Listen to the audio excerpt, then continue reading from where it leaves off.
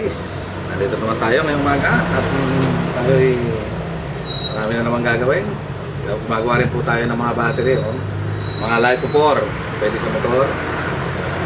Yan, pwede sa mga motor at gumagawa rin po tayo ng iba't ibang pakikinabangan. Ganyan din ang mga LCD, ipapalit din po kami.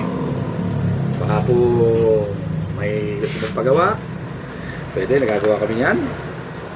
Kahit po tablet, kahit po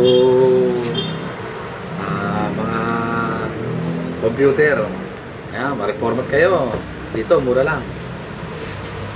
Basta kayang gawin, mababa lang ang presyo. Kaya, nanyayahan ko lang dito para magpagawa dito. Mura lang naman dito.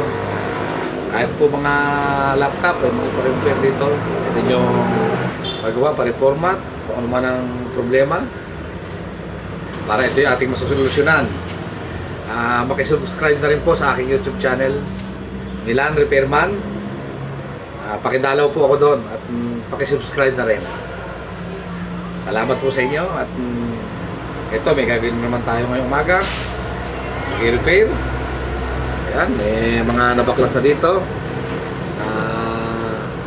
Cellphone, ayan, ayan ang mga pyesa niyang cellphone. Ayan. Ito yung bubuuin natin ngayon. Guys, subscribe my YouTube channel. Thank you. God bless.